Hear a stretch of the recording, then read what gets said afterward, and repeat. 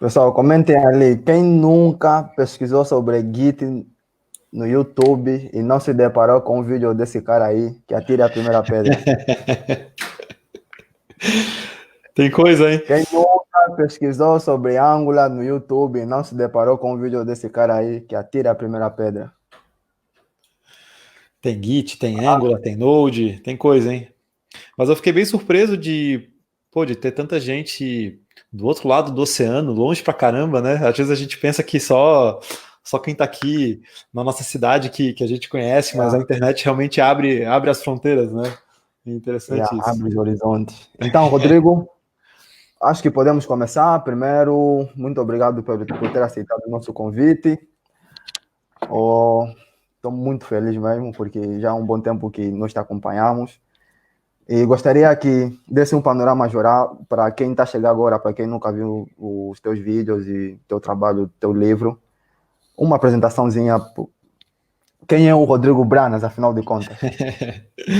Olha, primeiro eu quero te agradecer bastante, tanto a você, Giovanni, como a todos os organizadores do Luanda DevOps DevOps. Day. Exatamente. Porque fiquei muito feliz quando você me convidou, ainda mais vendo todo o trabalho que vocês realizam, e sempre é um prazer estar participando, sabe? Esse momento de crise que a gente está vivendo, essa quarentena. Eu acho que todas as semanas eu tenho participado de eventos online. Acho que eu nunca tinha dado tanta palestra assim, num espaço tão curto de tempo, e é muito legal ver todo mundo se movimentando, as comunidades se unindo, sabe? E fico muito feliz em saber que, mesmo tão distantes, ainda assim a internet é capaz de nos aproximar, né? Então eu espero que a gente possa repetir muitas vezes esses encontros, né? Tanto com a minha participação em eventos de vocês e vice-versa também. A gente volta e meia tá organizando eventos aqui também. E é sempre bom para a gente trocar experiência, entender a realidade uns dos outros, né? Então fico muito feliz. Bom, meu nome é Rodrigo Branas, eu sou desenvolvedor há quase 20 anos, já faz aí uns 17, 18, 19 anos. Eu comecei com a linguagem Java, né? Então trabalhei uns 12 anos mais ou menos com Java, desde a época lá do JSP, Servlet, passei por todos os frameworks, Struts, JSF, Wickets, Spring, todos os frameworks JWT que vieram do mundo Java. Eu acompanhei essa evolução, né, me especializei bastante na arquitetura Java, e aí, desde 2010 para 2011, que eu comecei a entrar no mundo JavaScript, primeiro no front-end, né, então, com aquela transição, começando com o jQuery e indo para outros frameworks, né, Knockout, Backbone, AngularJS, que você citou, até passar para outros, né, React, Vue. Então, essa transição para mim, ela não parou aí, não parou no front-end, a gente desenvolve softwares na área de educação, né, aqui no Brasil. E o nosso back-end também é JavaScript, então a gente usa bastante Node.js já há mais ou menos uns 6 anos, 6, 7 anos que a gente vem usando o Node.js no nosso back-end, né, em produção já. E essa é uma arquitetura que me trouxe bastante produtividade, principalmente, né? Eu sempre dei muita aula, muita palestra, desde 2010, e aí, com o tempo, eu senti essa necessidade de começar a tentar compartilhar mais, começar a registrar mais as coisas que eu vinha produzindo, né? Então, uma vez eu ouvi uma frase num evento da Yara Sanger, que organiza o TDC, e ela falava assim: muitas vezes a gente prepara uma palestra, a gente dá uma palestra, a gente fala com alguém, a gente transmite algum conhecimento, só que isso se perde às vezes com o tempo, né? Então, quando a gente grava um vídeo, quando a gente escreve um post num blog, isso fica registrado. E eu venho fazendo isso já desde 2015 com o canal no YouTube. Então, começou de uma forma bem despretensiosa, né? Botei um fone na orelha e comecei a meio que gravar as aulas, né? E aí foi indo, né? JavaScript, Node, AngularJS, Git, Gulp, Grunt, várias séries, até essa parte de qualidade de código. E aí, já mais ou menos um ano e meio, mais ou menos, a gente vem fazendo lives aos domingos, né? E aí já está na live de número 42, e em toda live eu convido alguém, ou eu faço sozinho se não tiver ninguém, e a gente fala de assuntos dos mais variados possíveis, né? Fala de arquitetura, fala de microserviço, fala de qualidade de código, fala de teste, fala de vários temas que são relevantes, né, para a comunidade, fala de Node, fala de React, fala de mobile, a gente vem falando bastante sobre Flutter, sobre muita coisa interessante. e isso é legal porque o canal ele é uma grande fonte de inspiração, né? É lá que a gente aprende ensinando, né? O conhecimento é a única coisa que multiplica quando a gente divide, né? Então tem Exatamente. sido uma trajetória muito boa. Então estou muito feliz pelo convite, obrigado por estar proporcionando aí esse evento para a gente. Fogo, caraças, grande histórico. Só de ouvir já deu para aprender muita coisa. Aqui temos que compartilhar mais conhecimento, temos que trocar mais ideias e aprender muito com o Rodrigo. Imagina. Então, Rodrigo, está à vontade, tem slide para compartilhar com o pessoal. Tem. Já Deixa preparei eu, tudo. deixa Sim, eu sim. compartilhar minha tela aqui, ó. Uhum. Deixa bom. Pronto. Vocês conseguem. Aí me Pessoal, avisa. conseguem ver? Eu estou vendo aqui se já está transmitindo. Para você está aparecendo já? Sim, tá. Ah, show de bola. O pessoal, comentem ali, por favor. Eu até Tá tô, aparecendo o slide? eu até tô olhando na outra tela. Geralmente tem um delayzinho de uns 30 segundinhos, né? Uhum. Mas, ó, agora apareceu. Show de bola. Bom, hoje a gente veio aqui, né, para falar sobre microserviços, né, sobre essa arquitetura de microservices. Qualquer coisa, Giovanni, é só me chamar, tá? Eu tô noutra tela aqui, eu Bom. tô de olho, então Uhum. só chamar. Essa palestra, ela vem de vários conteúdos que eu vim ao longo do tempo desdobrando, né? Então, eu tinha uma palestra bem legal sobre escalabilidade, outra sobre serverless, outra sobre micro front-end, outra sobre microservice, outra sobre arquitetura. Então, no fundo, ela junta muita coisa, né? E ela fala bastante sobre isso, né? Sobre o que é essa arquitetura de microserviço, como que a gente pode, pouco a pouco, né, passo a passo, investir nesse tipo de mudança nos nossos projetos e como isso pode trazer um impacto positivo, né, às vezes também negativo. Então a ideia é que a gente discuta tudo isso nessa palestra, né? Como a gente Boa, falou boa. antes, meu nome é Rodrigo Branas, né? Então esse é o meu canal lá no YouTube. Então, se você não conhece, depois dá uma olhada, tá bem legal, tem muito conhecimento Tá. importante, né? Então, convido a todos Pode que, deixar nos que comentários depois. boa, boa, convido a todos que não Uhum. conhecem para conhecerem, né? Então, é, uma arquitetura monolítica, e a gente já vai falar o que é um software monolítico, com o tempo, tá? Ela pode trazer algumas dificuldades, né? Principalmente em dar resposta, em endereçar algumas perguntas importantes que a gente faz, né? Por exemplo, se eu perguntasse assim, o quão fácil ou quão difícil é você migrar a linguagem de programação do teu projeto? Imagina, você tem um projeto lá escrito em Java e eu te digo assim, se a gente fosse mudar de repente para JavaScript, para Ruby, para Python, o quão complicado seria, né? E se fosse o framework? E se fosse trocar o AngularJS pelo React? E se fosse de repente uma simples biblioteca, a biblioteca que faz requisições HTTP no teu back-end, né? Para cada pergunta dessa, quão complicado seria na tua arquitetura? As empresas, elas têm uma grande necessidade de se manterem atualizadas, de se manterem principalmente competitivas, porque com o tempo, é, questões como performance são impactadas, questões como principalmente a atratividade dessas empresas para novos profissionais começam a ficar prejudicadas, né? Então, por exemplo, se eu disser assim, olha, eu tenho uma vaga de emprego aqui para você trabalhar com Vue.js ou para você trabalhar com Node, pô, ia ter um número de interessados. E se eu dissesse que eu tenho uma vaga de emprego também para trabalhar de repente com Fortran, para trabalhar com COBOL, para trabalhar com Algol, para trabalhar com uma linguagem mais antiga, poxa, menos gente às vezes. Não estou dizendo que essas linguagens são ruins, pelo contrário. Só que existe uma coisa chamada mercado de trabalho e ele tenta sempre se manter atualizado e uma empresa para ser competitiva, ela tem que olhar para isso, né? Falando nisso, uma curiosidade, aí em Angola, quais são as linguagens que você mais vê, assim, vagas no mercado? Eu vou falar e o pessoal também comenta ali, por favor, para eu não ter que falar algo e tal. Uhum. A que eu mais vejo aqui no mercado angolano é C Sharp, PHP, Java. Para mobile, o Flutter está ganhando muita força. O Flutter é Legal. de Dart. e por aí vai. E, pessoal, comente ali quais são as linguagens que vocês mais olham no mercado angolano, quais linguagens as empresas aqui mais usam. Aqui no Brasil eu tenho visto muito, assim, bastante mesmo, ao longo do tempo. Java sempre foi muito forte aqui no Brasil. PHP sempre é forte, mas você assim, vê muitas vagas de Python ultimamente, muitas vagas de JavaScript, né? Então, C Sharp sempre teve bastante vaga. Então, são as linguagens assim que você mais vê, talvez, no O mercado. pessoal tá a comentar aqui, PHP, C Sharp, JavaScript, .NET, Uhum. Java, C Java. Sharp, PHP, JavaScript. São Legal. isso aí mesmo.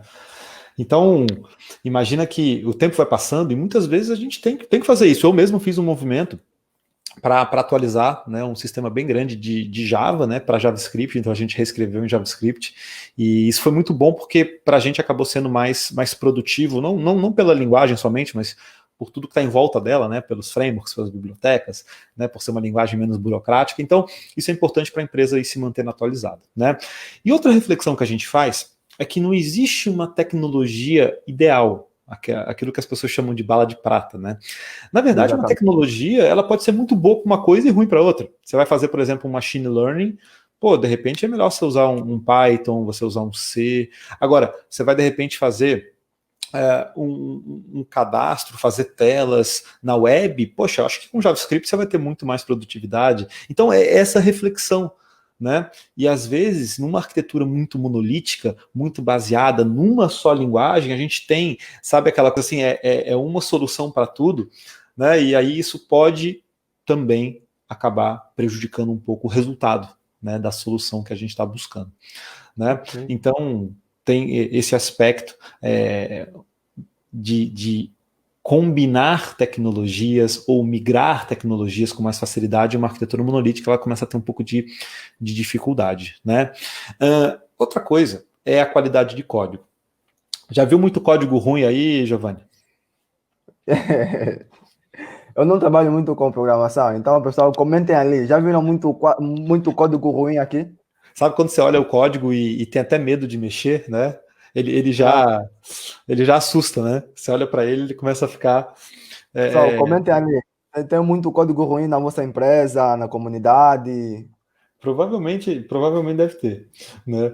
E aí eu dei muito tempo consultoria em qualidade de código, né? Eu dava muito treinamento e você via cada coisa assustadora, né? Aquelas classes de 20 mil linhas, aqueles métodos que faziam aqueles desenhos, sabe?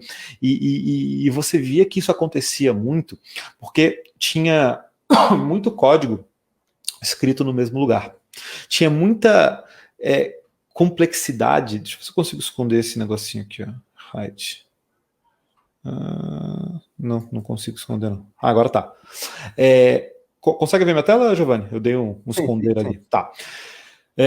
Então, porque tinha muita complexidade no mesmo lugar, né? E aí, o reflexo mais natural disso é a falta de produtividade. Então, as pessoas começam a ter que duplicar bastante código, né? Por quê? Porque tem medo de mexer, não tem coragem de mexer, né? E isso muitas vezes acontece porque o sistema ele faz tudo.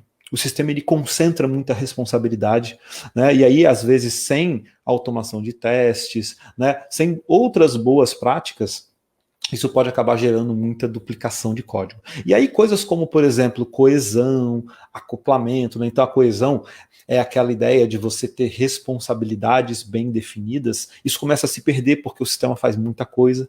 E o acoplamento, que é aquela intimidade entre os diferentes componentes, entre as diferentes partes do sistema, começa a ficar muito alta, porque está tudo muito à mão. Não tem uma barreira física, não tem uma limitação física. Então, é muito fácil. Eu estou numa classe, eu chamo a outra, e aí todo mundo passa a se conhecer, todo mundo passa a ficar muito íntimo, então o software se torna rígido. Você reusa pouco, ele quebra com facilidade. Né? Então, isso é uma característica que começa a acontecer em sistemas que começam a ficar grandes se a gente não tomar certos cuidados, né? E aí, um reflexo é aquela coisa de muita gente trabalhando junta na mesma base de código. Você tem muitos merges, ou seja, né, um faz uma alteração, o outro altera o mesmo arquivo, aí um terceiro altera o mesmo arquivo, e os problemas de merge começam a acontecer. Não é incomum você perder bloco de código, um sobrescrever código do outro. Antigamente era pior, depois com o Git, né, depois que veio o Git, acabou ficando uma coisa bem mais fácil do que era. Até o Célio falou ali, né, código cebola picada, esse eu nunca tinha ouvido.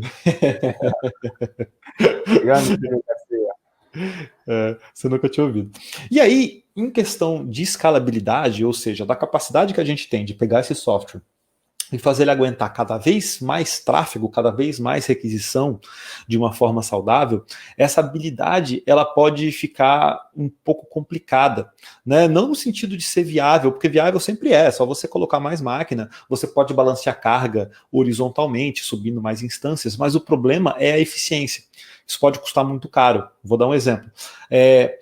A gente pode usar hoje em dia arquiteturas mais orientadas a funções, né, o que a gente começa a chamar aí de serverless, né, não que não tenha servidor, né, tem servidor pra caramba, a questão é que a gente não controla, né, a gente não controla esse servidor, só que se eu tiver um monolito muito grande, muitas vezes o tempo de start dele é muito alto, então eu não consigo usar um container tão leve assim, com agilidade.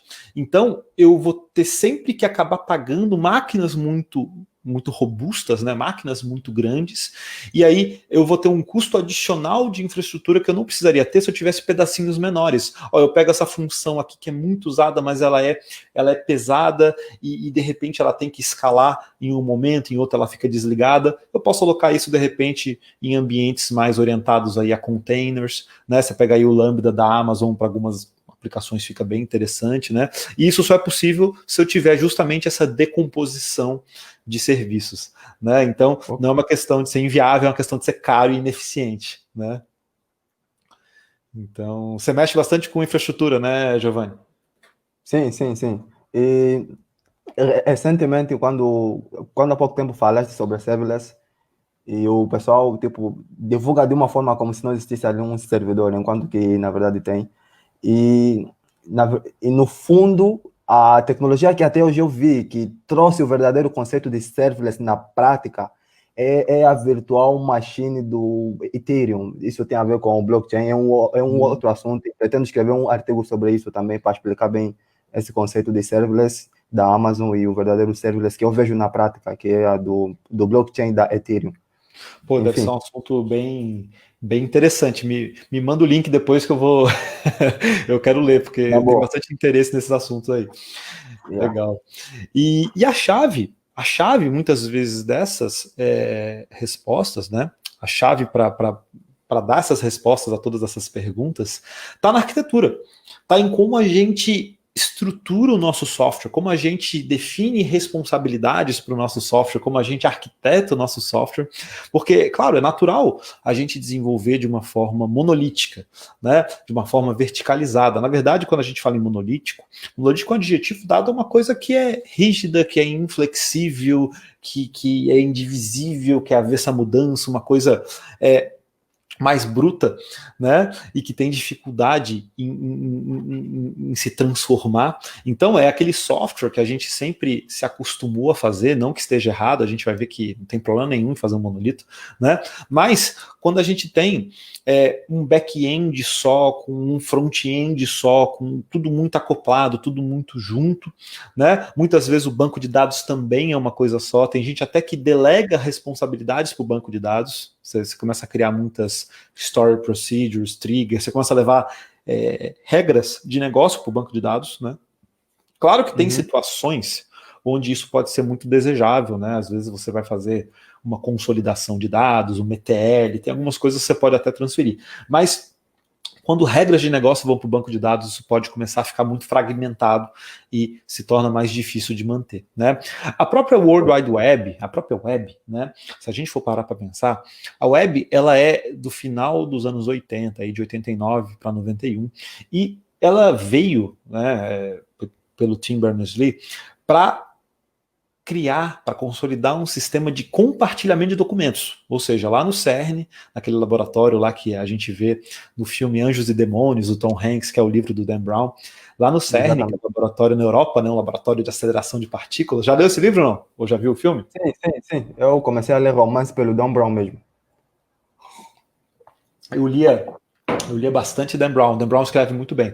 E nesse filme tem um negócio chamado antimatéria, né, que é roubada e que ameaça o mundo, né, porque a antimatéria ela tem o poder de desaparecer, né, de sumir, de acabar com as coisas.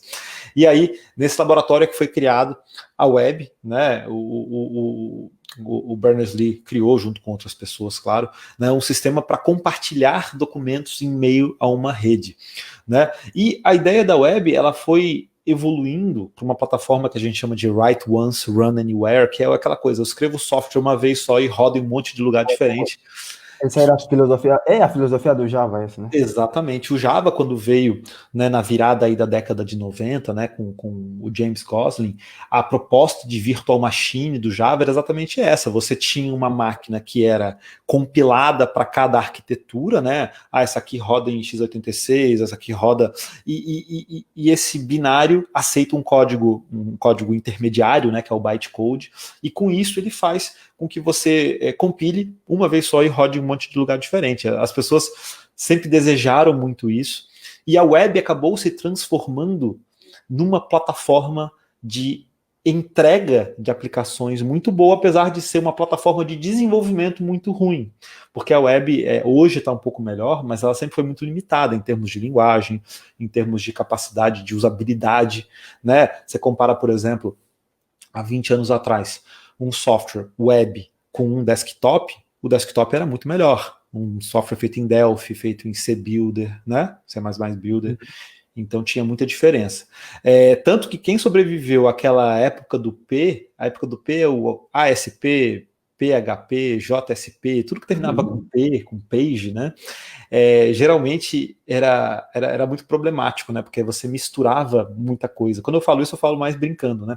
Mas era muito normal nas versões anteriores de PHP, de JSP, de ASP, você escrever código HTML misturado com código Java, com código JavaScript, você acaba misturando um monte de coisa junta, o que tornava a manutenibilidade muito ruim, muito difícil, né? E tudo isso era renderizado no back-end, era devolvido já montado para o front-end, né? Então você, de novo, você tinha um acoplamento muito grande entre as camadas que tornava o desenvolvimento muito difícil, né? Tanto que quem não desistiu não desiste mais, né? Mas existiram também as integrações usando SOAP. Não sei se aí em Angola tem muita integração com, às vezes, serviços governamentais. Aqui a gente tem bastante, tá? Ainda nos dias de hoje, usando SOAP, que na verdade SOAP significa Simple Object Access Protocol, mas de simples não tem praticamente nada, né? É um XML gigante, já viu aqueles XMLs imensos? Eu recentemente ainda vi vagas a pedirem isso, então acredito que tem, sim. Tem, né? Aqui. Tem tudo que é lugar. Olha, esses dias eu peguei um serviço para integrar, que era um serviço SOAP. Eu olhei ali, eu olhei feito o cachorro tá olhando aí na tela, né? Eu olhei meio estranho, assim. Really? Pô, sério, 2020, né? Me vem com um serviço SOAP.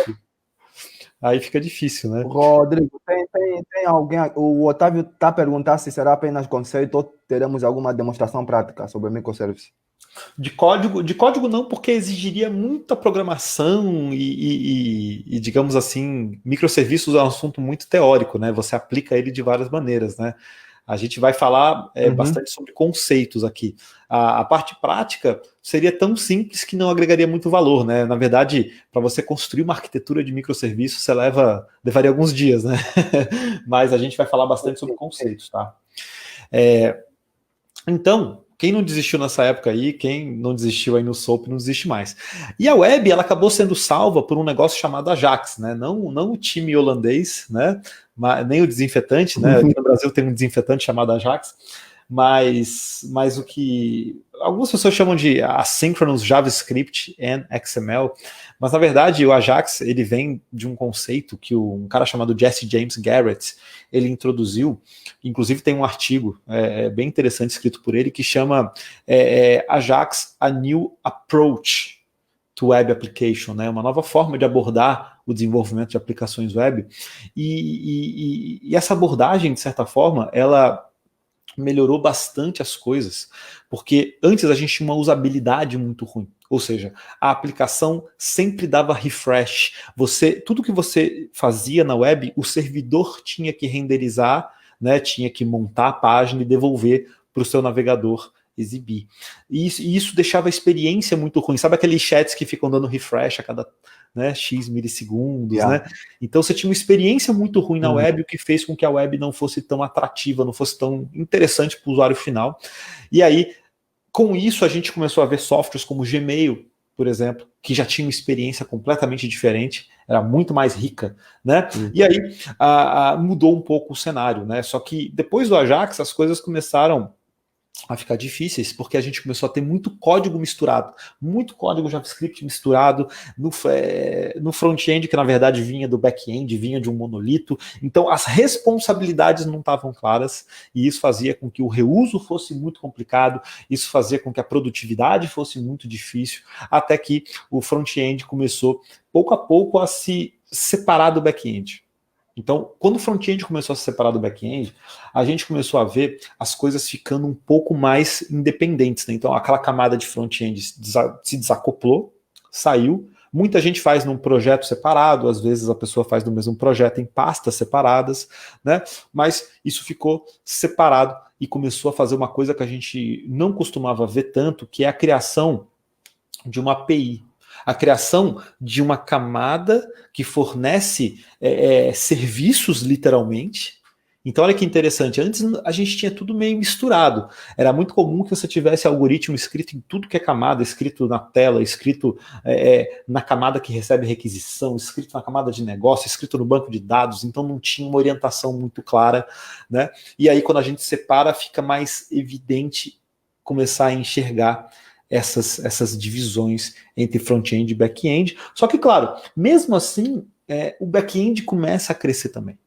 O back-end começa a crescer, o back-end começa a ganhar mais regras de negócio, começa a ficar grande, por mais que eu separe o front-end, que já é uma coisa muito boa, absurdamente boa, principalmente porque você se organiza melhor. Você começa, o teu front-end, ele tem que consumir informação. Se você usa, por exemplo, vamos falar daqui a pouquinho sobre a API REST, por exemplo, né?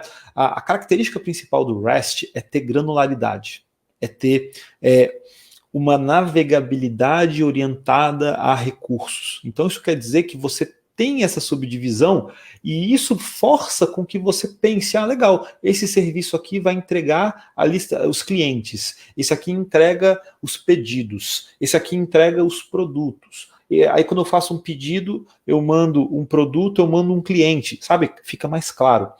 E aí, conforme isso vai crescendo, as pessoas começaram a quebrar o back-end também. Então imagina, naquele monolito todo, né? O front-end foi separado, o back-end começa, olha que legal, a ficar segmentado, cada vez mais segmentado. E aí é um pouco sobre essa segmentação que a gente vai falar aqui, que a gente vai falar sobre os desafios, sobre que técnicas a gente pode usar para fazer essas divisões, quais são os problemas que muitas vezes elas trazem, né? E até mesmo o banco de dados tem num nível de maturidade de microserviço cada vez maior. O ideal é que você tenha cada vez mais independência, né? Porque microserviço a gente fala em escalabilidade em todos os sentidos, principalmente dos times. Então, você tem uma independência entre serviços, você tem uma subdivisão clara entre os serviços, né? E aí você pode, num grau mais elevado de maturidade, até mesmo separar o banco. Deploy também. Principalmente no deploy. Então, antes, aquele deploy que levava muito tempo, aquele deploy que sabe quando você faz o deploy e derruba todos os clientes? Já passou por isso? Não? Sim. Então... leva 24 horas e dia seguinte você vê que falhou. Isso, exatamente.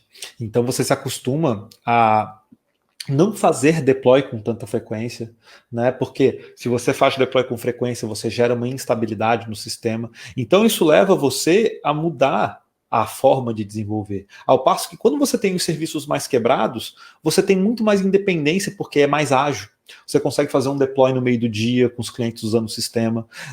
Eu vou mostrar aqui algumas técnicas de resiliência que vão ajudar bastante também, permitindo até que você tenha um serviço indisponível, você consegue lidar melhor com isso, né? Mas o principal é, você ganha mais independência em todos os sentidos, como você bem falou, até mesmo no deploy, né? Só que, claro, para a gente percorrer esse caminho, e é muito sobre isso que eu vou falar aqui hoje, né?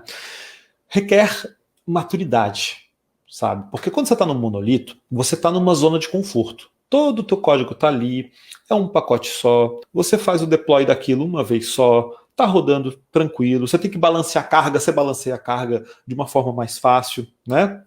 Você não se preocupa tanto com possíveis falhas em uma das partes da aplicação e como elas afetam o restante. Então, claro, o normal, como eu falei, é você construir um monolito. E o Martin Fowler, que para mim talvez seja um dos autores mais relevantes, né, da nossa área, ele tem um artigo bem legal que é Monolith First, né? Ou seja, ele fala que você deve começar com um monolito, né? E aos poucos ir decompondo. Então ele fala lá, ó, praticamente aqui no item 1, né? Praticamente todos as histórias de sucesso envolvendo microserviços começaram com um monolito que foi decomposto, que foi quebrado, né? E quase todos os casos que ele ouviu falar de monolitos que começaram desde o início tiveram problemas. Por quê? Porque você, no início, não tem ainda a maturidade, você não tem o conhecimento do teu projeto, do teu negócio, que te permita, digamos assim, tomar as decisões certas. Desenvolver software, eu sempre falo que é uma coisa que envolve não só conhecimento técnico, não só conhecimento de negócio, mas envolve sorte. Envolve sorte, às vezes. É engraçado falar isso, né? Mas, às vezes, a tua ideia, ela tem que combinar com os acontecimentos que vêm depois dela, sabe? Você tomou uma decisão, eu vou separar esse serviço aqui, eu vou implementar isso dessa forma. Quando às vezes você começa a ver na prática aquilo sendo usado, você chega à conclusão que é o caminho errado, você tem que voltar e refazer, né? Então, software às vezes tem isso, por isso que são ciclos de feedback, por isso que no desenvolvimento ágil, você faz as coisas aos poucos. Você não faz um ano de desenvolvimento para depois entregar, você faz pequenas entregas, sempre incrementais, sempre percebendo o cliente e entendendo como aquilo está funcionando, como aquilo está reagindo, né? Então é por isso, né? Bom, volta e meia eu estou olhando ali para os comentários. Aí o Martin Fowler até tem esse diagrama que eu acho bem interessante, que é, olha, você vai começar. Então, começa com o monolito, vai identificando os componentes, as fronteiras entre os componentes, as responsabilidades dele e vai, externalizando pouco a pouco. Vai tirando pedaços dele, aí você tem uma arquitetura orientada a componentes, orientada a microserviços. Se você vem direto por aqui e tenta do zero, eu vou ter esse microserviço, esse, daqui a pouco você olha e não era nada disso que você precisava, né? Então, é essa maturidade, inclusive esse gráfico eu acho muito interessante, que diz o seguinte, olha, o monolito, ele tende a ser bem mais produtivo, né? Quando o projeto tem menos complexidade. Então você pega um projeto que não é muito grande, um projeto que não é muito complexo, provavelmente o monolito vai ser muito mais produtivo. Agora, claro, né? Você tem um projeto complexo, grande pra caramba, com muitas pessoas trabalhando, aí você vê que a produtividade ela decresce, e aí é a hora de você começar a adotar microserviços. Você vai conseguir escalar o time, vai conseguir escalar as ações que você faz. Então, esse gráfico eu acho bem interessante. Né, como a produtividade do monolito ela vai caindo conforme a complexidade aumenta e a do microserviço ela cai quando a complexidade aumenta. Então essa ideia é muito interessante, né? Bom, o primeiro passo em qualquer arquitetura de microserviço é começar a pensar assim, como eu faço para decompor, né, que é exatamente esse pedaço aqui que o Martin Fowler destacou, né? Eu pego um pedaço e tiro um pedaço, mas espera aí. Qual é a estratégia usada para que você comece a identificar essas partes? Né? Geralmente, o ideal é que a gente pense em similaridade de negócio. Né? Então, eu estou num sistema, de repente, assim, eu tenho eu desenvolvo um software para a área de educação, então vou te dar um exemplo.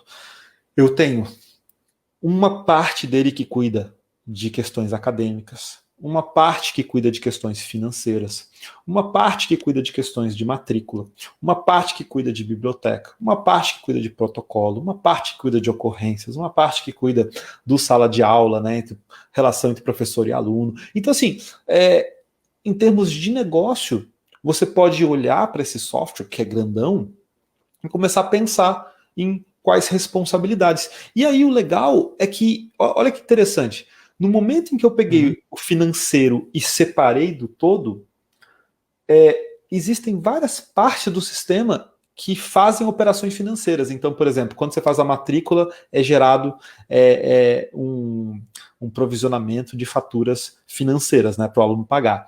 Quando você aluga um livro e não devolve, é gerada uma multa financeira também.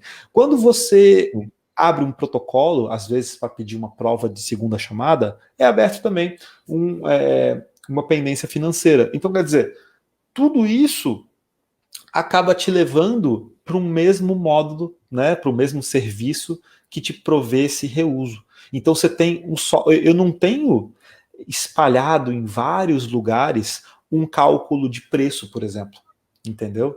Eu não tenho espalhado em vários lugares um cálculo de multa, um cálculo de juro, um cálculo de cancelamento, de ressarcimento, de renegociação. Não, eu tenho um módulo que tem uma responsabilidade, eu identifiquei essa responsabilidade, né? Eu separei essa responsabilidade e ele é responsável por tudo. Então os outros módulos, eles não sabem, eles não têm a menor ideia de como funciona uma regra de negócio financeira, porque eles delegam para o módulo financeiro. Entende? E para chegar nisso, você pode começar a usar algumas técnicas, né? Eu só trouxe algumas ideias aqui. Uma delas é o Domain Driven Design, né, do Eric Evans. Já viu um livro azul bem conhecido? A principal referência para esse assunto ali. Exatamente. O Eric Evans é uma boa referência para esse assunto. Se você parar para pensar em Clean Architecture do Uncle Bob, né, do Robert Martin, em arquitetura hexagonal do Alistair Cockburn, de todos esses caras que falam de alguma forma. Oi?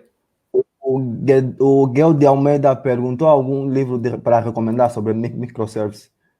Olha, eu acredito que aquele artigo do Martin Fallon é um bom para começar. É um bom para começar. Sabe que eu sempre estudei bastante microserviço por artigos. Eu acho que para mim é a forma como mais tem funcionado, sabe? Às vezes um livro você pega muito a linha de raciocínio de um autor, né? Tem bons livros, tá? Mas eu confesso que sobre microservice é legal você ir compondo um quebra-cabeça aí de vários assuntos que você vai vendo. O Martin Fowler tem muita coisa legal, tá? Além obviamente dos posts dele, mas tem um livro dele chamado Padrões de Arquitetura Corporativa que eu acho muito bons. Muitos desses padrões são usados em microserviços, são conhecimentos de base, né? Domain Driven Design é um conhecimento de base, é um conhecimento que você vai aplicar não só nisso, mas em qualquer outro contexto também. Então, o Domain Driven Design, ele fala exatamente sobre essa compreensão do teu negócio.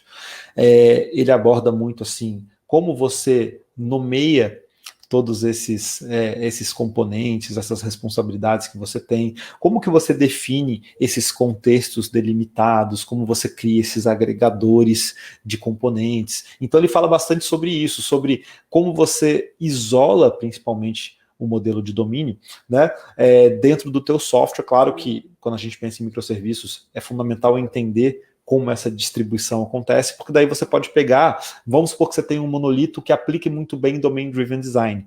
Esse talvez seja um monolito relativamente fácil de ser decomposto em serviços, porque ele internamente já está praticando os contextos delimitados que o Eric Evans fala. Então, assim, ele internamente já está como se fosse fazendo uma arquitetura de microserviço, mesmo sem ter distribuição em componentes separados, né, que estão rodando em máquinas diferentes, que tem um endereço de rede diferente, digamos assim, né? Então, são conhecimentos... Diga. Sim, eu acredito que antes de querer pensar muito em arquitetura, em escalabilidade, é sempre bom pensar nas boas práticas mesmo. Isso. Com certeza. Eu acho que todo conhecimento, é o que eu sempre digo, sabe? Todo conhecimento que é de base, tudo aquilo que está na base, assim, em cima de frameworks, em cima de técnicas que tem um nome específico, tem conhecimentos de base. Então, vai ter orientação a objeto, vai ter design pattern, vai ter... eu falei recentemente numa live sobre Solid Principles, né? Que nada mais é do que orientação a objeto aplicada, né? Então, não estou dizendo orientação a objeto por orientação a objeto, assim, por orientar objetos, mas quando você pensa nos princípios, né? Você pensa em coesão, você pensa em acoplamento, né? Você pensa em boas práticas de reuso, tudo isso está no core, tá na ideia central de microserviços, por exemplo, né? Então, todas essas técnicas podem te ajudar a refletir. Claro, não são só as técnicas que importam, o que importa é muito a tua experiência no dia a dia. Você deve agrupar as coisas que mudam pelo mesmo motivo, você deve agrupar as coisas orientado às equipes que você tem, muitas vezes. Então você pode, muitas vezes, deslocar, olha, essa equipe aqui vai cuidar só de financeiro, ó, essa equipe aqui vai cuidar de acadêmico, essa equipe aqui vai cuidar de matrícula. Então isso às vezes é uma arquitetura até na organização que pode te ajudar a escalar, pode te ajudar a ganhar produtividade, que no fim é um pouco do nosso objetivo aqui, né? Exato. E aí, quando você divide, quando você decompõe, quando você quebra isso, você tem que ter uma forma de se comunicar entre esses microserviços, né? Que eu acho que é o primeiro desafio, porque imagina, né? Você está lá, você tem um monolito, e aí você olhou para uma parte dele, viu que era um bounded context, né? Como diria o Eric Evans, e assim eu vou separar isso aqui. Separou, botou em outro projeto, colocou na mesma tecnologia, em outra tecnologia, subiu no servidor, e agora você precisa usar. Então, o que você faz? Pô, você vai pegar, né, os teus módulos que sobraram e vai fazer chamadas para esse módulo novo. Então, aí começa o desafio, né? Porque aí você vai começar a ter que fazer chamadas, vai ter que usar alguma forma de comunicação entre eles, e aí aparecem já vários padrões, né? Aparece REST, aparece GraphQL, aparece gRPC, aparece SOAP, por que não? Né? Aparecem outras formas de comunicação mais assíncronas, trocas de arquivos, né? Filas. Então, você tem várias formas de comunicação entre microserviços, vai depender um pouquinho de cada contexto, né? Qual que você tem visto mais aí no teu dia a dia, Giovanni? Mais REST, GraphQL tem muito? 100% GraphQL. Legal, cara. Então você tem visto bastante no mercado aí GraphQL? No mercado, aqui o pessoal está adotando sim muito o GraphQL, mas o predominante ainda é o REST mesmo. Nós aqui na empresa usamos o GraphQL. Pessoal, comente ali quais são os tipos de serviços que vocês mais têm nas vossas empresas para comunicação: REST, GraphQL, gRPC, SOAP. Até o Henrik comentou ali, né? Os contextos delimitados são baseados num dado agregado ou em uma área de negócio. Então, quando a gente fala em microserviço, dá a impressão que é pequenininho, né? Mas não necessariamente, tá? Não necessariamente. Eu muitas vezes faço serviços um pouco maiores em áreas de negócio mesmo, tá? Em áreas de negócio. Agora, você começa a notar que tem um agregado ali que pode ser decomposto, aí você pensa assim, eu tenho um microserviço financeiro. Pô, mas financeiro é muito amplo. Mas aí a emissão de nota fiscal eu separei, o cálculo de imposto eu separei. Sabe, você começa a separar pedaços. O processamento de pagamentos eu separei, gateway de pagamentos. Então, assim, você pode sim ir, né, decompondo mais. Não tem problema nenhum, tá? Agora, eu gosto eu acho que vale a pena, na minha opinião, né?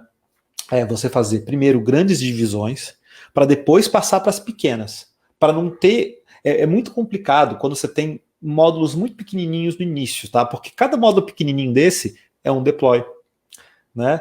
É uma chamada que você vai ter que fazer. É um sistema que vai ter que estar no ar com logs sendo monitorados.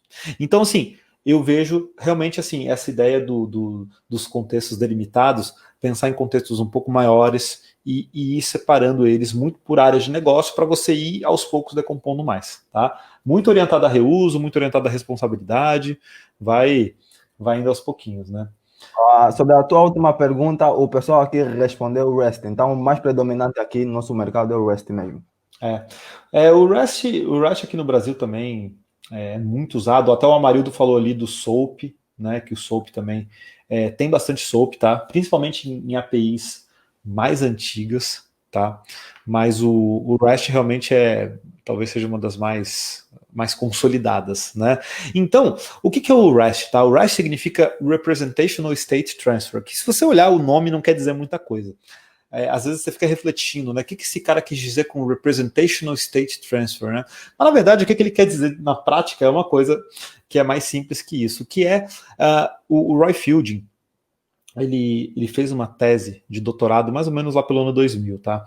E ele trabalhou em vários projetos da web, do projeto World Wide Web, né? Trabalhou com Berners-Lee, trabalhou no protocolo HTTP, trabalhou em HTML, trabalhou em URL, trabalhou em vários projetos. E naquele tempo, ele criou, né? Ele fez uma tese de doutorado abordando a arquitetura da web, que era basicamente um sistema distribuído, orientado a hipertexto, onde você tinha navegabilidade. Esse foi o trabalho dele, bem simples. E aí lá ele definiu as restrições de um sistema, né, similar à web, né? E aí ele trouxe essas restrições como, por exemplo, um sistema client-server, um sistema em camadas. Então, por exemplo, uma requisição para chegar lá no servidor passa em várias camadas, passa por autenticação, passa por segurança, né, tem auditoria, um sistema que é cacheável, um sistema que tem code on demand, ou seja, que você pode transmitir até código, né, dentro dele, um sistema que tem uma coisa chamada Uniform Interface, que é uma interface uniforme, que é exatamente essa granularidade. Vou dar um exemplo. Você entra num site de notícias, você não tem todas as notícias escritas de cima a baixo, teria um scroll bem pequenininho, né, se fosse assim.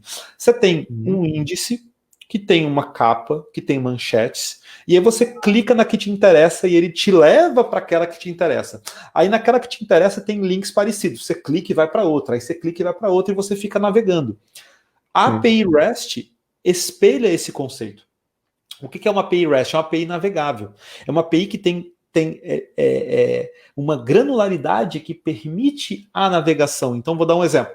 Você está lá no teu YouTube e você quer interagir com a API do YouTube. Então, bem simples. Imagina que você tenha lá um serviço que devolva canais, um serviço que devolva playlists e um serviço que devolva vídeos. Bom, se eu quiser pegar uma tela e fazer uma tela onde eu tenha o nome do meu canal, o nome da playlist e os vídeos dentro de cada uma delas, eu teria que fazer uma chamada para canal, para poder pegar o nome, os subscribers e etc. Uma chamada que seria, por exemplo, /channel, /id, /playlists, para pegar a lista de playlists, então eu teria lá 10 playlists, e num for, imagina um laço, um for rodando. Para cada playlist, eu tenho que fazer /channel, /playlist, /vídeo, para pegar os vídeos. Sabe o que vai acontecer? Você vai ter que fazer mais de 10 chamadas para montar essa tela. Mais de 10 chamadas. Quer dizer, em contextos onde a usabilidade demande um consumo da API, às vezes que ela não está preparada para entregar em termos de interação, não de carga. De carga pode ser um problema, mas não necessariamente, tá? Pode ser um problema, não necessariamente. Duas coisas podem acontecer. Ou a tua tela fica com cara de API, você não constrói essa tela, você faz uma tela para o canal, uma tela para as playlists e uma tela para os vídeos de cada playlist, então a tela sai com cara de API, ou você cria uma API que não é REST, que não tem granularidade, que é assim, ó, /channel with playlists with vídeos, que volta tudo de uma vez. Então você faz o contrário. Esses problemas são conhecidos como under e overfetching, quer dizer, ou eu tenho pouca informação, ou eu tenho muita informação. Eu não tenho informação no nível que eu preciso. E isso faz com que você tenha que ir e voltar várias vezes. Por isso que veio o GraphQL. O GraphQL nada mais é do que uma linguagem para mutação, ou seja, para mudar, né? E consultar dados. Então você tem tipo um SQL que você escreve uma consulta, no GraphQL você escreve uma consulta também, e isso facilita porque você tem um modelo de dados para API, e aí você escreve uma vez só essa consulta e ela te traz todos os dados. Pô, legal. Então quer dizer, REST é uma opção para comunicar, sim, O GraphQL é outra opção. Qual é a melhor? Depende do teu contexto. Se você começar a analisar que você tem muita necessidade de compor dados, talvez o GraphQL seja melhor. Se você tem uma navegabilidade mais clara, mais objetiva, talvez o REST seja melhor. Ah, mas o gRPC, ele usa um negócio chamado protobuf, né, que é o Protocol Buffer, que é um formato, até o Google tem bastante material sobre isso, bastante material interessante, né? Então você gera o que a gente fazia antigamente no RMI, no Remote Method Invocation do Java, que é a ideia de gerar uma espécie de stub, uma espécie de proxy, né? Quem já trabalhou com Enterprise Java Bean se fazia muito isso, né? E aí você interage com um objeto que parece que é o objeto que está no teu sistema, mas ele está mandando as chamadas para o outro. Então você tem uma transparência um pouco maior e ele é mais leve, né, muitas vezes, do que o REST, pelo tipo de transmissão de dados diferente que ele faz. É uma opção também. SOAP é uma opção para muito sistema, né, mais antigo, claro. Eu não faria nada em SOAP hoje em dia, mas tem muito sistema antigo que tem. Então existem várias formas de você pegar módulos e se comunicar. Uma outra forma são as filas. Ó, o Leandro falando ali, ó. O Henrique também. Ó, o Henrique falou, ó, sem navegabilidade, uma API deixa de ser REST. Essa questão do Henrique é muito interessante, tá? A gente tem um hábito, às vezes, de considerar que tudo é true ou falso, tudo é booleano. Ou é ou não é. Né? Ou é ou não é? Quando, na verdade, o que acontece é que uma API, ela dificilmente vai ser REST, tá? Dificilmente vai ser REST. Por causa de um negócio que depois, se vocês quiserem procurar aí, né? Tem vários materiais interessantes, se chama Hypermedia as the Engine of the Application State, que se escreve Hateos, né? Isso aí é uma espécie de máquina de estado que, se você parar para pensar, olha que interessante, eu estou lá naquele jornal que eu falei antes, estou na capa dele, eu cliquei e fui para uma página. Você concorda que somente com as informações que essa página me traz, eu consigo navegar dela para outro lugar? Estou na home, fui para uma notícia. Na notícia tem um link de volta para home, entendeu? Sim. Quer dizer, a máquina de estado de navegação está contida na resposta, entendeu? Quando você... E isso é uma característica de uma arquitetura REST.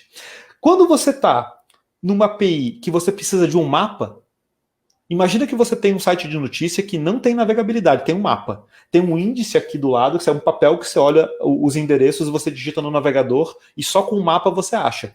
Isso é REST? Isso não é totalmente REST. Existem níveis de maturidade, tá? Existe um modelo de maturidade de um cara chamado Richardson, depois dei uma olhadinha, Richardson Maturity Model, tá? E ele fala que a ideia é você tentar chegar nisso. Só que eu, particularmente, não vejo problemas em você não ter esse conceito, tá? Eu acho, inclusive, que isso não pegou tanto na arquitetura REST.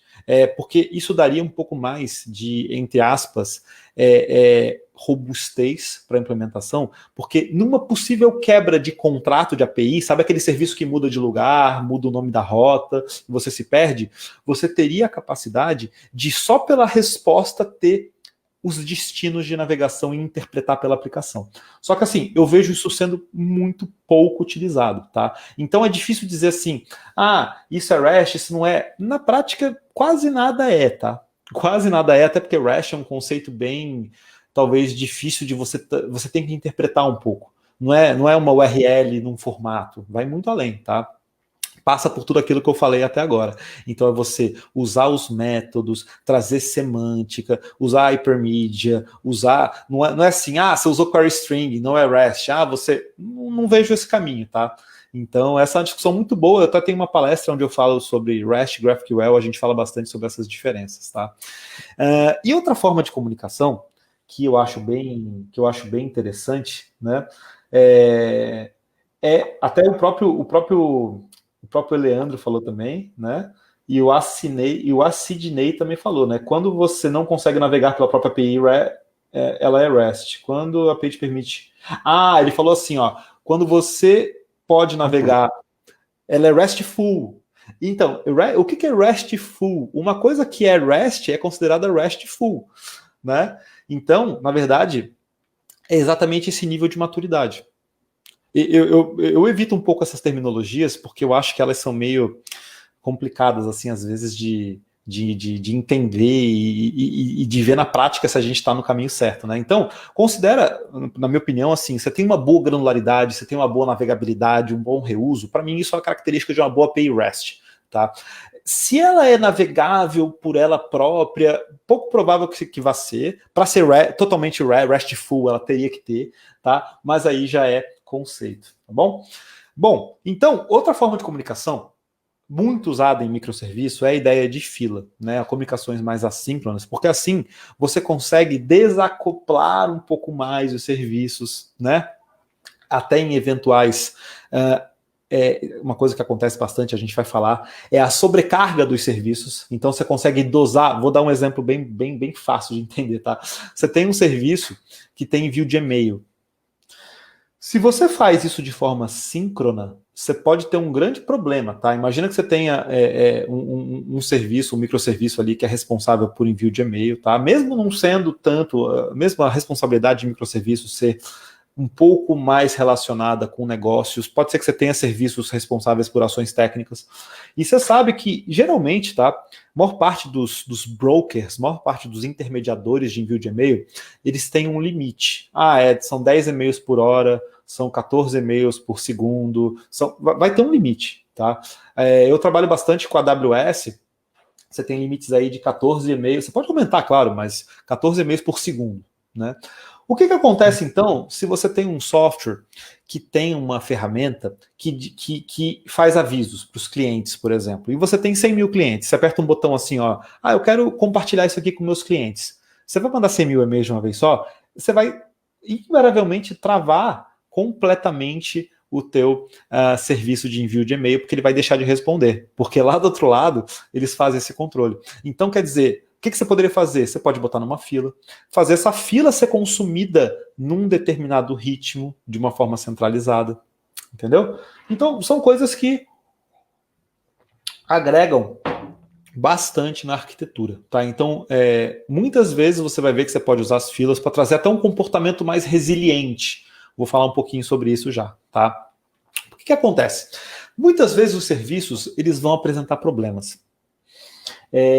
Então, quando você tem uma aplicação só, é mais fácil, porque essa aplicação, ela tem uma série de requisições, estou supondo que seja uma aplicação mais distribuída, tá? Uma série de requisições chegando, ela está no ar.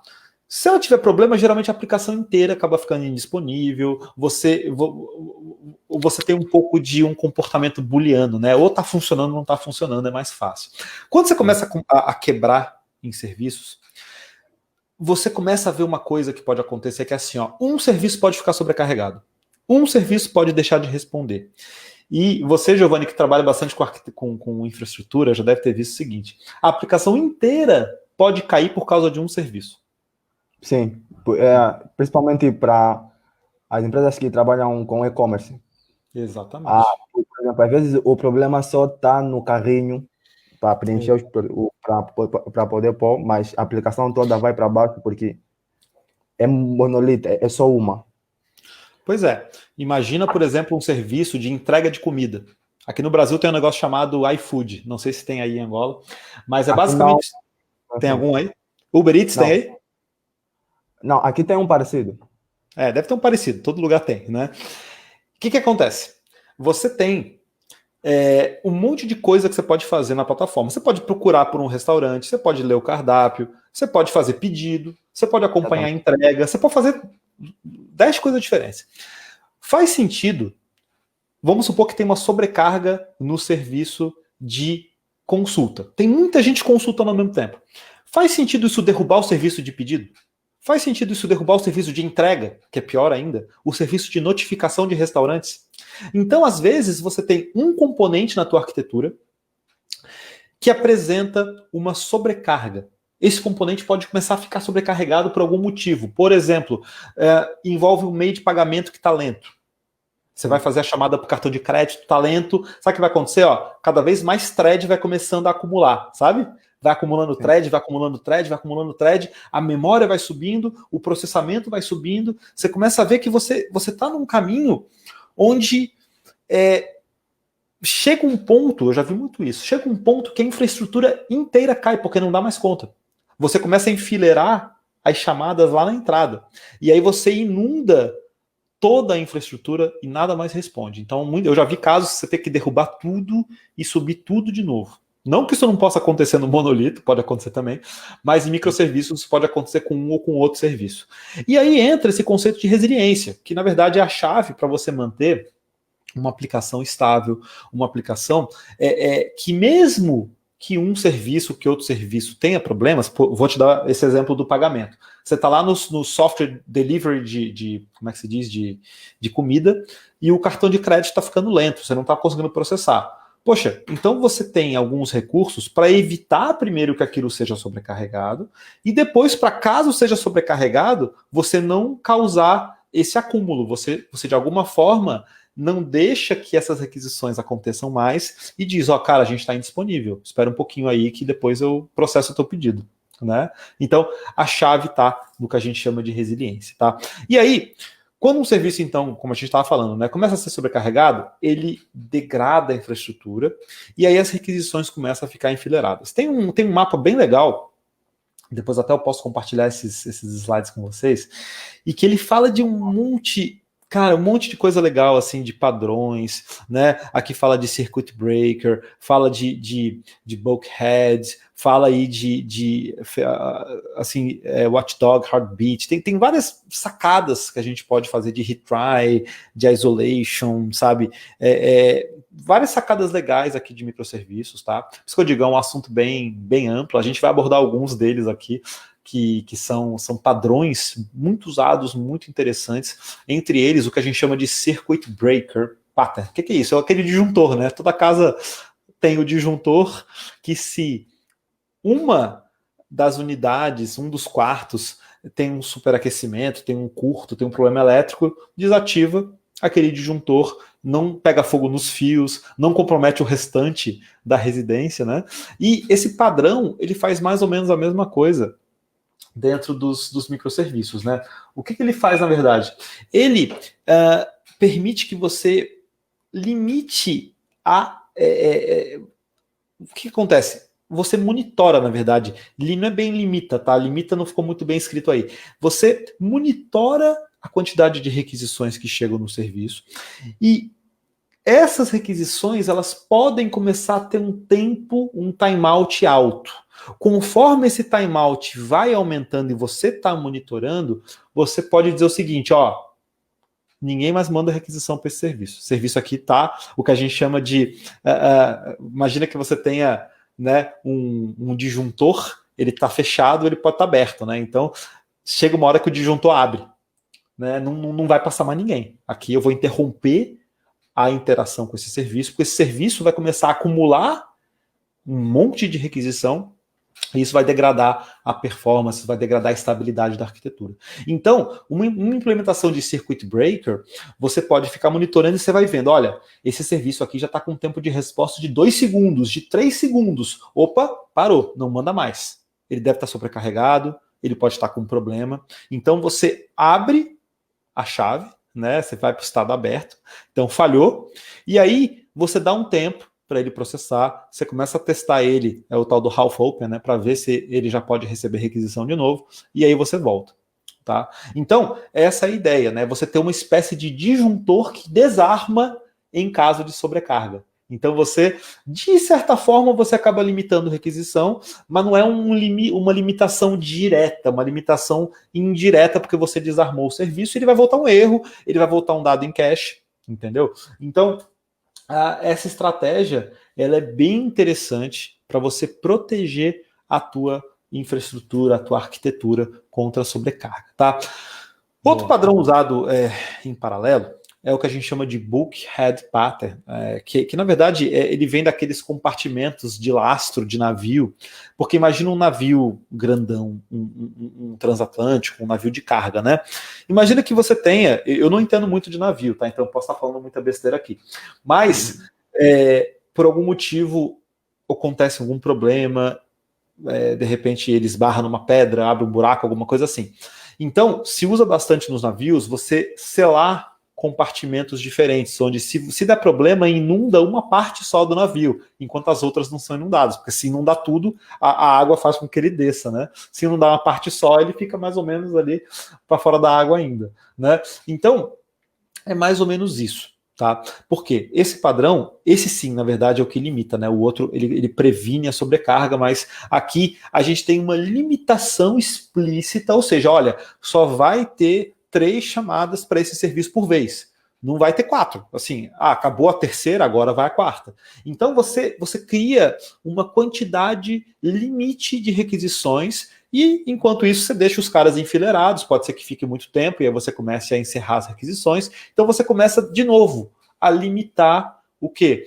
A orquestração que está acontecendo. Então você começa a se dar conta de que essa arquitetura ela tem que ser mais resiliente, ela tem que ser mais resistente para justamente ter estabilidade. Tá? Então, falei de 2 padrões, de circuit breaker, de bulkhead. Existem outros, tá? Existem outros, como a gente viu aqui, tem muita coisa legal em relação à resiliência de microserviço, e é isso que traz a ideia de maturidade. Quanto mais você usa, claro, tudo isso traz complexidade, é importante dizer, tá? Mas quanto mais você usa esses padrões, mais estável você vai ser. Oi? Isso com certeza. E é muito legal quando você começa a olhar uma arquitetura de microserviço e você começa a olhar as falhas que podem acontecer. Já aconteceu muito comigo, assim, tá todo o sistema no ar, mas um serviço falhou, eu já vi o sistema inteiro cair. Porque aquele serviço não foi isolado, aquele serviço não foi controlado, aquele serviço não é resiliente. Então, toda a infraestrutura é afetada. E é desnecessário, porque você poderia comprometer só uma parte, como eu falei.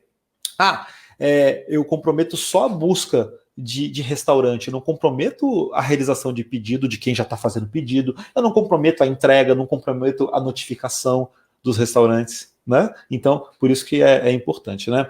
Tem um outro padrão que se chama SAGA, tá? Ele não está tão relacionado com necessariamente a resiliência, mas ele é um padrão que visa a concretização de um contexto transacional, porque quando a gente está num sistema mais monolítico, você tem a tal da transaction, né? Que tem até aquele conceito chamado de ACID, né? Onde você tem aspectos ali que garantem a atomicidade, o isolamento, a durabilidade, né? A consistência, coisa que você não tem quando você está distribuído. Vou dar um exemplo. Você vai lá num site e compra um pacote de viagem, onde você tem uma passagem aérea, um hotel, aluga um carro e faz um seguro. 4 coisas. Aí você foi lá, tá no checkout, botou o cartão de crédito, apertou OK. O sistema vai lá, reserva o teu hotel, compra a tua passagem, dá erro na reserva do carro. Opa, então vai ficar a compra pela metade? Entende? Não vai poder. Então ele tem uma opção, ele tem 2 opções nesse caso em termos de compensação. Ele poderia dizer, não, eu vou terminar a operação e eu vou enfileirar essa chamada aqui para fazer a reserva de carro que deu problema, ou não, eu vou desfazer. Tem casos que você tem que desfazer. Eu fui de repente comprar uma passagem aérea, então eu estou fazendo a compra, eu vi o voo, aí eu vi que não tem assento, pode ser que eu tenha que desfazer. Então, os serviços vão ter que saber desfazer. Coisa que antes você tinha um banco de dados gigante lá que ele ficava fazendo insert e desfazia, agora não, ele vai ter que ver, undo nessa operação e desfaz isso. Que pode ser de forma coreografada, orquestrada, você pode ter um nodo central fazendo a orquestração, você pode ser que cada um dos nodos desfaça a sua parte. Então você tem algumas opções aí para fazer operações de compensação. O importante você não pode deixar dado pela metade, entende? Então, como você muitas vezes segmentou a base de dados, segmentou os serviços, você tem várias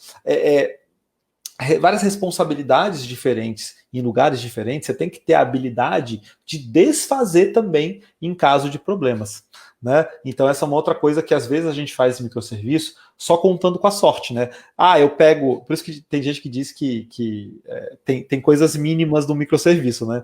Então, quando você pensa em maturidade, eu só peguei o meu monolito, separei em 3, em 4 serviços, fiz requisição HTTP e eu tenho um ambiente de microservice.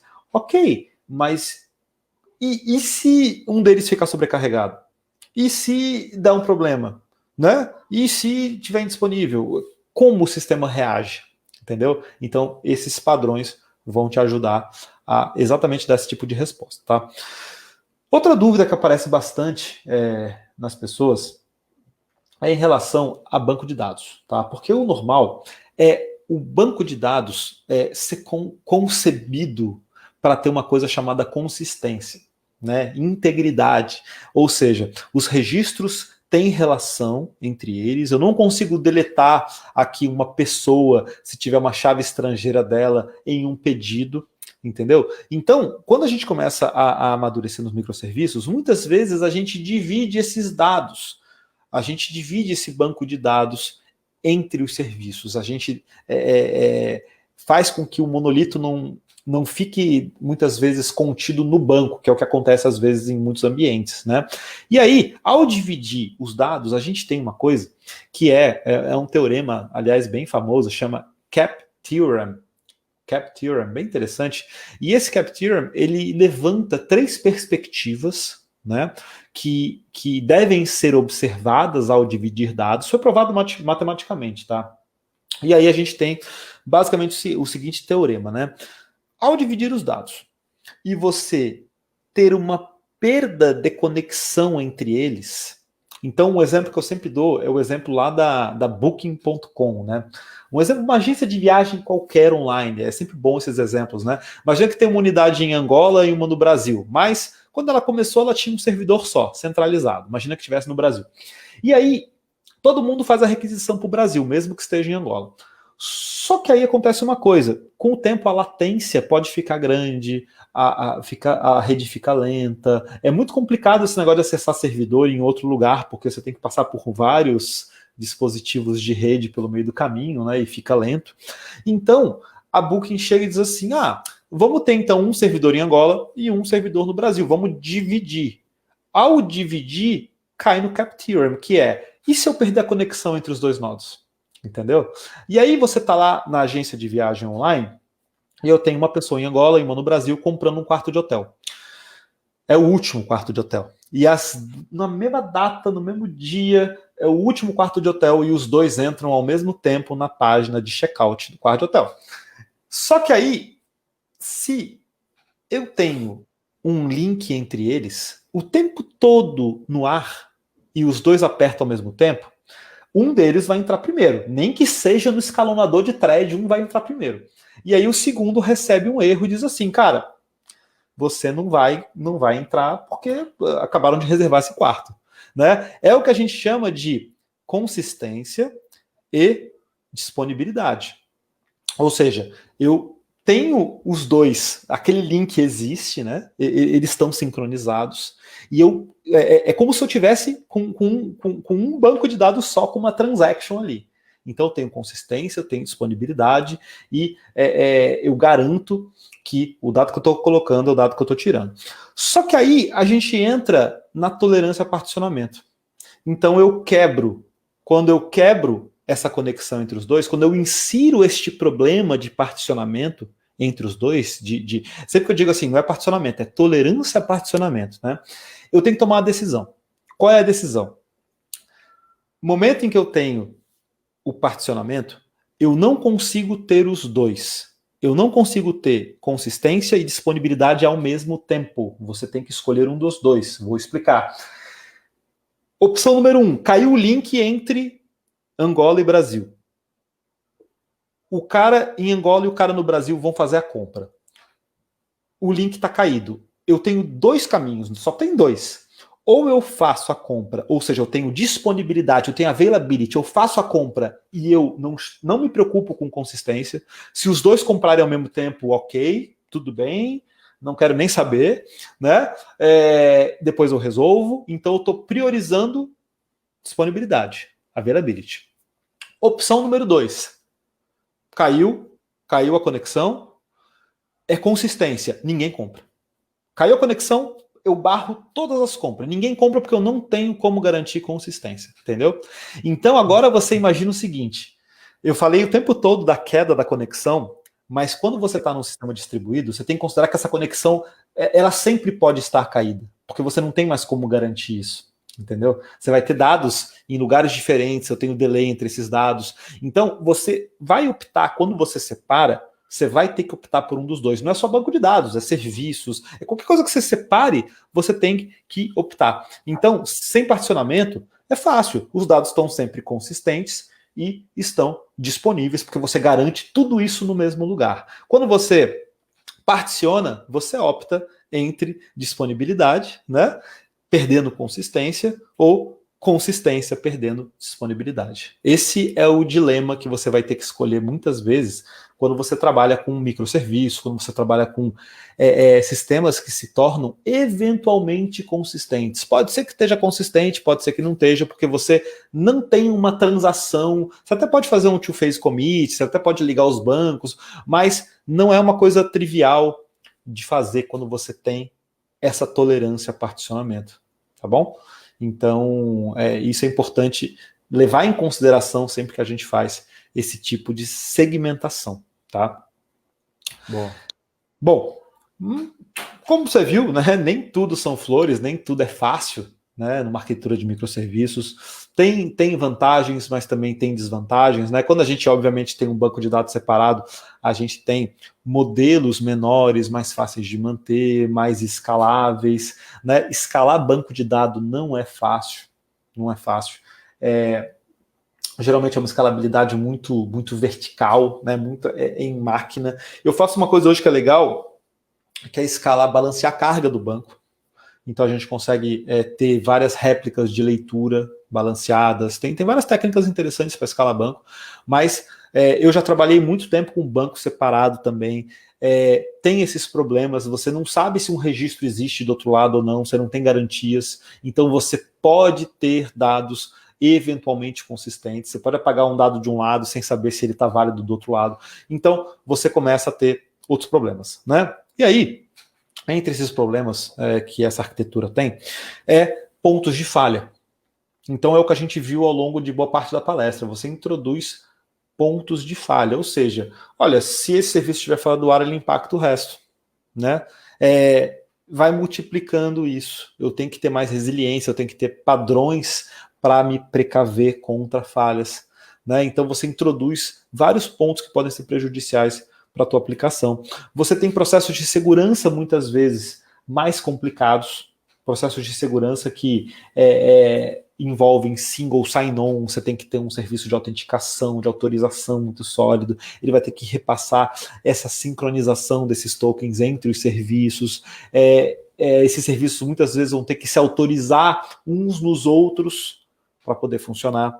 Então, entende que o processo de segurança fica mais complexo, o ambiente de desenvolvimento fica mais complexo. A gente estava falando antes, né, sobre containers, antes de começar a live, né, e sobre containers, você acaba tendo que usar muito mais containers, porque imagina, o que antes era um projeto na tua máquina, agora são 10. Exatamente. Cada um, às vezes, com uma realidade, né? Então, realmente, você tem um ambiente mais complicado para desenvolver, não é mais tão ágil, tão rápido. Imagina esse caso onde você tem vários bancos de dados, né?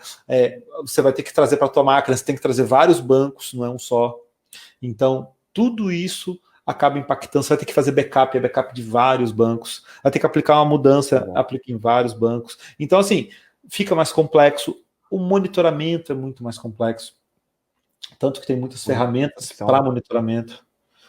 Trabalha com alguma... O que você trabalha de monitoramento?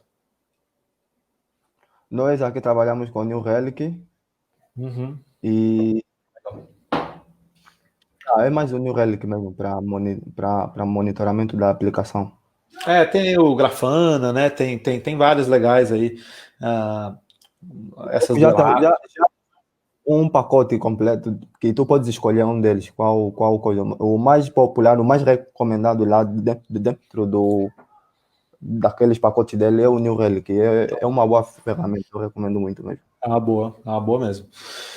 E aí, controlar às vezes esses erros, esses logs, porque imagina, você tem, eu vou dar o nosso exemplo, né? A gente tem lá quase 30 serviços diferentes, que nem é muito, tá? Comparado com o Netflix, que tem 800 serviços, é um absurdo de serviço. Espalhados, 4 nodos cada um em vários servidores. Não dá mais para fazer um tail no arquivo .log do servidor, que é uma coisa que a gente fazia muito antigamente, né? Então, você acaba tendo que tratar os logs como strings de dados que você joga para um lugar centralizado. Entendeu? Porque você nem sabe aonde que uma requisição vai parar. Pode ser que você tenha um load balancer que começa a subir máquina, daqui a pouco você tem 10 máquinas atendendo a um tipo de serviço específico. E deu um problema. Em qual deu problema? Em qual máquina deu problema? Né? Então, tratar todos esses serviços de forma individual é difícil, você tem que ter ferramenta para centralizar isso em um lugar, né? E claro, essa distribuição, muitas vezes, a gente pode olhar para microserviço de duas formas, né? Uma delas microserviços aumentam a performance ao passo que eu consigo escalar de uma forma mais horizontalizada, mais simples, eu posso botar numa lambda, né? Eu posso usar serverless, eu tenho uma leveza maior em fazer esse tipo de ação. Só que você tem que pensar uma coisa também. Dependendo do que tu está fazendo, pode acontecer o que a gente chama de mesh, né? Ou seja, eu tenho que fazer composição de regra. Eu pego isso aqui, eu chamo um serviço de lá, eu chamo daqui, eu pego o retorno, eu junto os dados em memória. Então, se você não tem níveis de cache, o que a gente chama lá de CQRS, né, de Command Query Responsibility Segregation, né, que você acaba criando esses modelos de dados intermediários para fazer esse ponto um pouco mais centralizado, você acaba tendo uma aplicação com uma performance pior. Não é porque você tem microserviços que se escala melhor e a tua performance vai ser melhor, não necessariamente. Antes você tinha tudo rodando na mesma runtime aqui, ó. Tava tudo junto. Acesso direto, todas as dependências juntas. Agora você separou tudo e está usando a rede. Então, isso pode sim ter um impacto na latência, um impacto na performance da aplicação. Principalmente se estiver entre data centers, aí ferrou. Então, pensa nisso, pensa nesses impactos, né? E entende mais do que tudo, né? A gente já está chegando aí no final da palestra, mas que você tem que ter maturidade. Maturidade. Essa maturidade, ela não vai acontecer de um dia para o outro. Então, cuidado com aquelas pessoas que dizem assim, se tem o banco junto, não é microserviço. Se não tem service discovery, não é microserviço. Se não tem distribuição geográfica, não é microserviço. Calma. Na verdade, você tem que entender que existem degraus que você deve subir aos poucos. Então, primeira coisa, né, eu trouxe só algumas ideias aqui de maturidade. Então, a primeira coisa, você vai decompor. Você vai começar, separa um, separa outro. Conecta de forma síncrona, fazendo uma requisição direta, e aí você vai ver, esse negócio não está ficando muito estável. Então eu vou botar uma fila no meio. Então eu vou começar, de repente, a criar um balanceador de carga. Eu vou começar a limitar o tráfego, vou limitar a carga, fazer um circuit breaker. Daqui a pouco eu vou começar a escalar horizontalmente, vou compensar, né, problemas que acontecem, vou isolar falhas, vou distribuir. Eu vejo que é uma maturidade que você ganha aos poucos. Não acelera as coisas, não tenta dar um passo maior que a perna. Cada aspecto pequeno desse que você for implementar, tem vários, tá? Só falei de alguns. Cada aspecto desse dá trabalho pra caramba. É tempo de implementação, é tempo de observação, principalmente. Então, o que eu sempre digo, tenta aprender com os erros, tenta aprender com os problemas, tenta viver o dia a dia entendendo tudo o que está acontecendo, né? Entendendo o que está acontecendo e dando as soluções adequadas para cada momento. Você viu que, eu posso botar um service discovery que vai facilitar para caramba, senão eu vou ter que fazer um mapa de microserviço? Então faz. Vamos centralizar os logs? Tá ruim de ficar entrando em cada servidor? Centraliza os logs. Vamos, de repente, separar a base de dados? Começa com a base junto, agora eu vou começar a separar a base? Começa a separar a base. Aí você vai ver, vou ter que criar uma cache aqui, porque vou ter que ficar fazendo query em 2 bases ao mesmo tempo e juntando em memória. Começa a ver essa questão da distribuição geográfica, às vezes faz sentido ter servidores em zonas diferentes, porque eu atendo a vários países. Mas dá tempo ao tempo. Não atropela etapas e entende que vai ter complexidade técnica e não vai ser pouca complexidade técnica, tá? Vai ter bastante complexidade técnica. Não é fácil trabalhar com microserviço, tá? Você vai ter que estar bem atento. E é uma coisa que pode valer muito a pena se a tua empresa está crescendo, se o teu projeto está crescendo, se você está com cada vez mais gente no time, se a complexidade está aumentando. É um caminho excepcional. Eu já participei de várias implementações de microserviços e vejo muito mais vantagens do que desvantagens, e mais do que ninguém eu acho que dá para a gente fazer essas coisas aos poucos, tá bom? Então, isso é um pouco do que eu queria falar com vocês hoje, né?